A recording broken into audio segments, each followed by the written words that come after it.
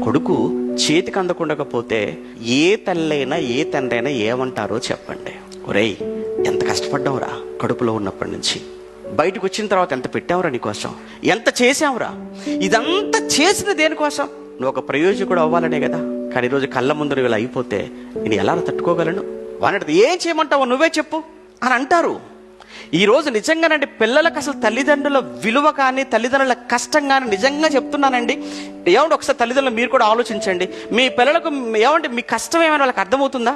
ఈ రోజు తల్లిదండ్రులుగా మనం పడుతున్న కష్టం సింపుల్గా వచ్చేసి అంటారు అంతే, ఫీజు కట్టాలి అంటారు అంతే. ఏంటి ఏం లేదు, అంతే ఫీజు కట్టాలి, చూసావా వాళ్ళకి వాళ్ళు వెళ్తున్నారు మేము వెళ్ళిపోవాలి, ఇస్తావా సస్తావా, అంతే ఈరోజు డిమాండ్. పోనీ అన్నీ ఇస్తారు, అన్నీ పెడతారు, అడిగినవన్నీ ఇచ్చినప్పుడు అడిగినవన్నీ పెట్టినప్పుడు వారు కోరుకుంది ఒక్కటే కదా. నువ్వేమో ఎన్నో పెట్టావు వాళ్ళ ముందు, వాళ్ళు నీ నుంచి కోరుకుందాలో ఒకటే, మంచిగా చదువుకోవాలి.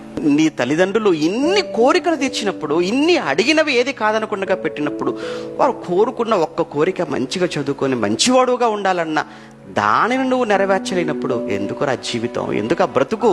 కన్నవారి కంట్లో నీళ్లకు కన్నవారిని ఏడిపించి దుఃఖపెట్టి బాధపడి వారు గుండెలు బాదుకునేలా చేసి తల ఎత్తుకోకుండా చేసి వారికి అవమానాన్ని మిగిల్చి వారే ఉరిపోసుకునేటట్టుగా చంపుకునేటట్టుగా చేస్తున్నారు అని అంటే ఈ రోజున్న పిల్లలు వాళ్ళు ఏం పిల్లలండి వాళ్ళు?